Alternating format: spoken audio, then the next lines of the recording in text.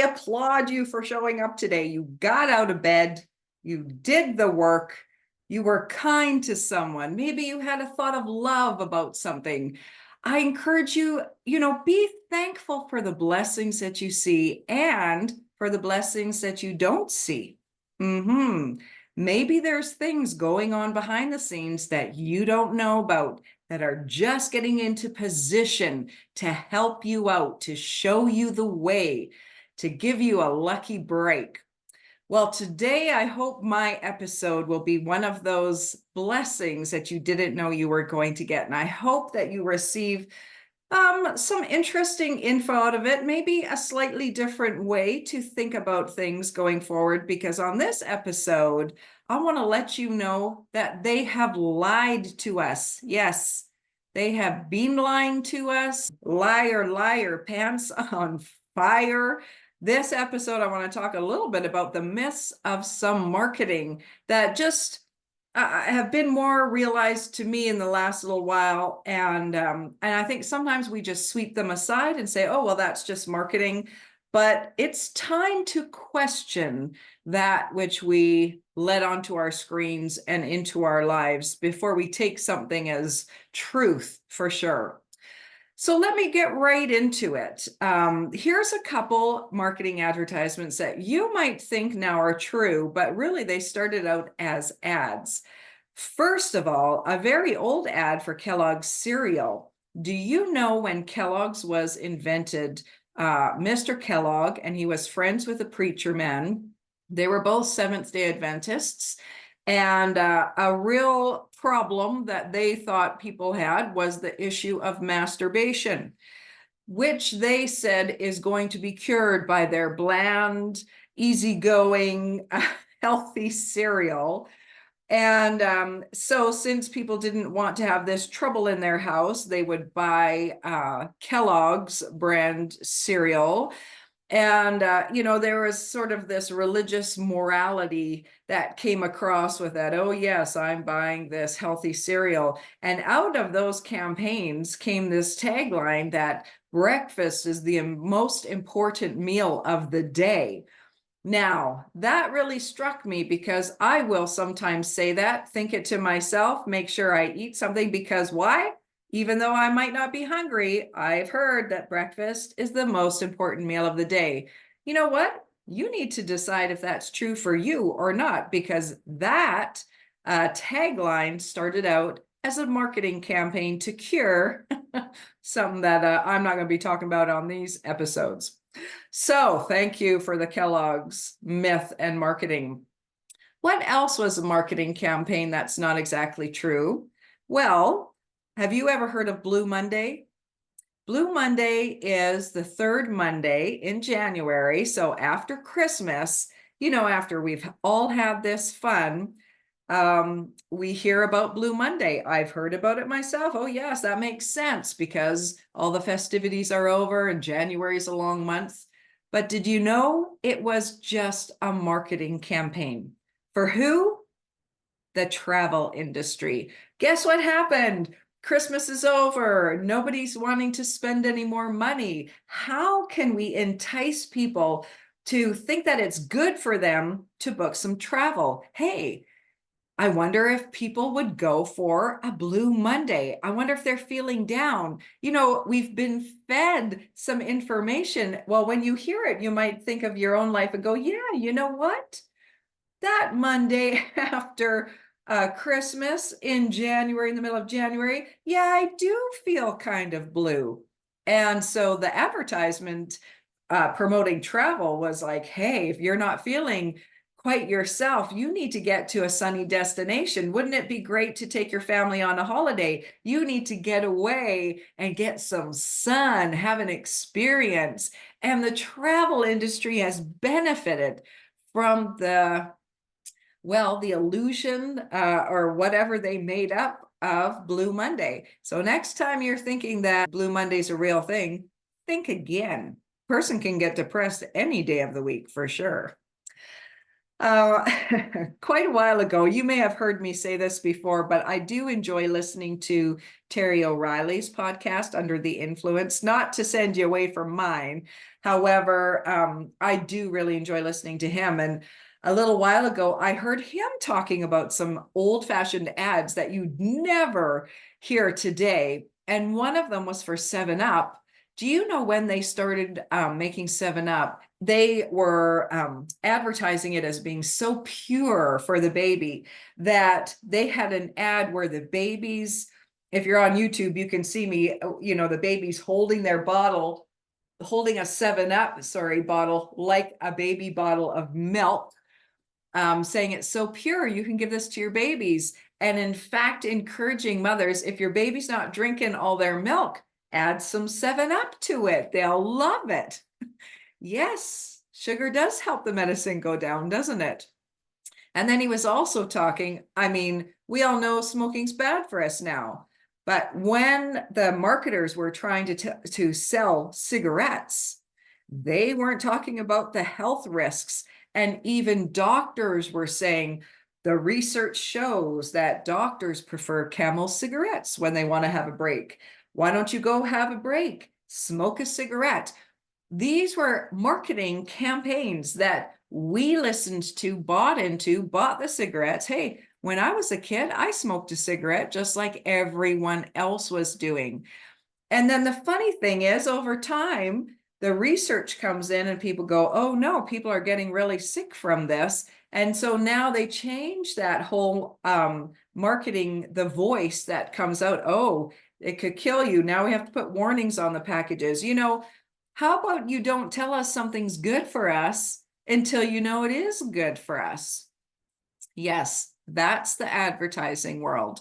And advertising is in health and wellness, of course. All over the place. All the kind of diets you've tried and they've sold to us. But recently, we've been trying to take our 10,000 steps, haven't we? Yes.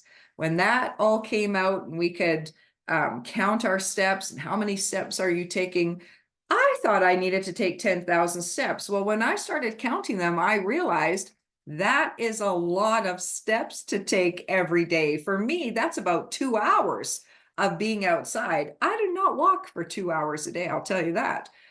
So where did that number come from? Did it come from a doctor? No, it came from a marketing campaign. The idea of 10,000 steps came from this really successful campaign launched just before the 1964 Tokyo Olympics. And the number was chosen because the Japanese character for 10,000, it resembles a person walking. And so they put 2 and 2 together, bada bing, bada boom. We're all trying to walk 10,000 steps for no other reason than a campaign told us that was the ideal amount of steps to walk. How about that? Anyone married listening to this podcast? I am. Got my diamond engagement and wedding ring on. Yes, there they are for you to see.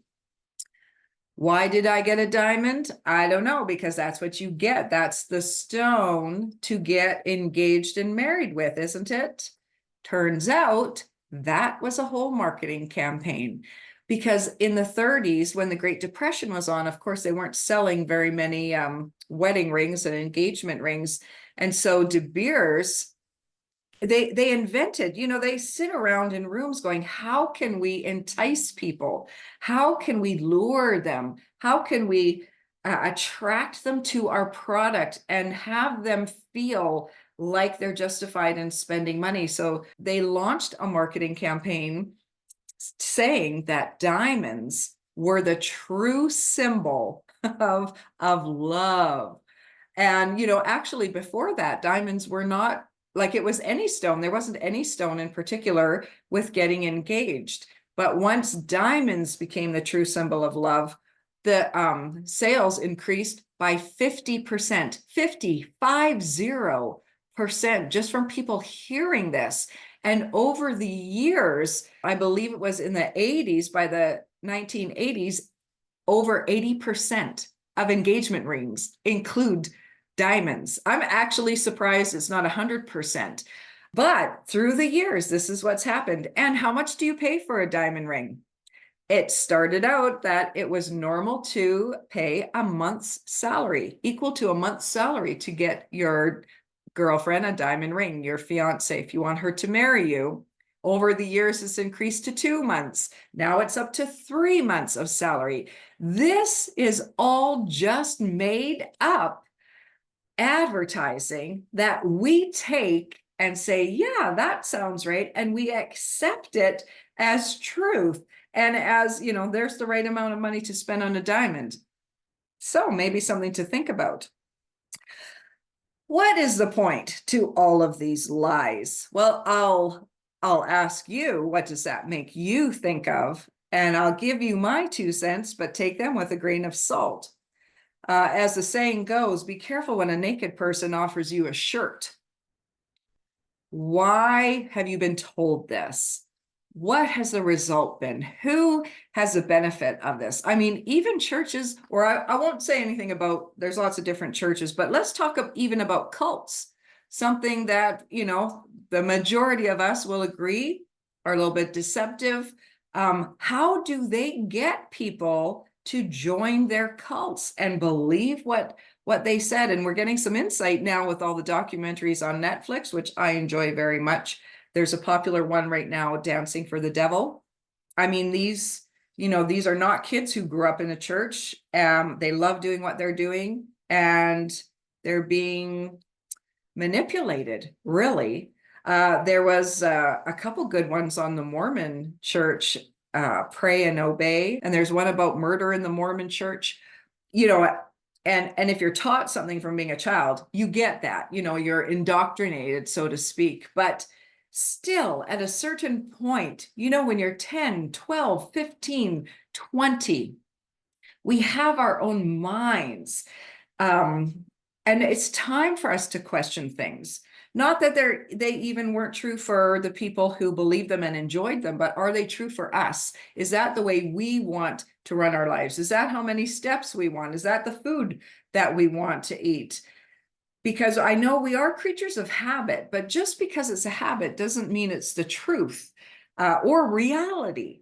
So think about what you believe is true and ask yourself, where did that come from? You know, what is true? In the real estate industry, we have a saying that is caveat emptor, buyer beware. So even if someone is telling you something true or telling you something about a house, even if it's written down, it's up to the buyer to make sure to research. You know, we are ultimately responsible for the truth that we agree to believe. And so we've got to, you know, it's got to be our job to question and to research and also to weigh it within ourselves. You know, does it feel right? Lots of times you'll hear on documentaries somebody being lured in to do something and they'll say, you know, something just didn't feel right to me. Well, we've got to respect that and listen to that little voice within ourselves. I know for myself personally, I can be conscious of the spirit inside of me that, you know, quickens and answers questions for me. If I can just be quiet for a minute and stop talking all the time. But if I'm asking myself, for example, I can tell you when I became a real estate agent and got my license, somebody phoned me. So I had been the vice president of a training company, and I thought I would retire out in that role. I loved it. The axe came down, nothing that I did, just this way the company went. And somebody phoned and said, what are you going to do now? And I was thinking about it. I didn't know what I was going to do for sure. And they said, Sue, don't you know you've got to become a realtor? Like, you've got to, the time is right. You should do this. And I said, whoa, listen, I do not tell people to get into the real estate industry. It's a terrible industry. It's saturated. I know what it takes to make good money in it. I've been training people for many, many years, and it's a very saturated, challenging industry. My mind knows the reasons why I would not have ever planned to become a realtor. But when my spirit heard somebody say this to me, I can't deny, I got a little bit excited. Oh, is this what I'm supposed to do? But even though just because they said it to me and I did respect their advice, I still vetted that out. I still tested it. I sat with that for about a month, just weighing the pros and cons. Is this the right move for me? And obviously, yes, it is. And I'm happy to help people in that.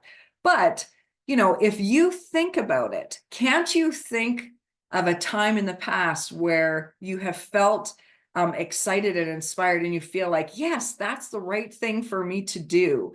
Or even on the opposite side, have you felt like you've had a glitch in your gut or a sudden wave of foreboding? Ooh, no, don't do that. Don't go in that direction. I'll tell you, when I started dating my now husband, we went to, like, one of our early first dates. We went to a fair and they had puppies for adoption. And we weren't going to have kids together. I already had 4, he had 3. So we had enough kids. But I had to admit, it kind of felt like, hey, we should get a puppy together, kind of like adopting a kid. And we're going to be this family. And so I picked out this puppy, beautiful golden lab. And I was sitting at the table with the lady and we were doing these adoption papers. And I felt it in my gut. Don't do it. You shouldn't do this. But I was too embarrassed to change my mind in front of this man I'd been dating for only a short amount of time. And so I went ahead and did it. And that was the worst thing. We had a terrible experience with that dog. We couldn't really train it. None of us knew how to train a dog. It was terrible. I ended up giving the dog away after spending hundreds of dollars, giving it away to a wonderful man who knew how to take care of beautiful golden labs. But when you have a glitch in your gut, or when you feel released to go and do something. So if I ask you, what is true? What is true for you? I encourage you all to decide for yourself, to question and take those moments inside your own spirit. And if you don't know how to feel your own internal knowing and that intuition that's inside of you, maybe start there. How do you judge for yourself? Even if someone says it to you, how do you judge for yourself if that's right for you? So start questioning. Don't believe everything you hear. And I hope that's some good advice for you today. And if I can help, please let me know. I am here to help. Thanks for tuning into today's Thought Drop. And I hope you've got some truth and revelation, and something's dropped into your heart and mind and your soul and your spirit, and something good will happen for you today. And thanks for listening in. Take care. Bye for now. Buy with style, sell with Sue.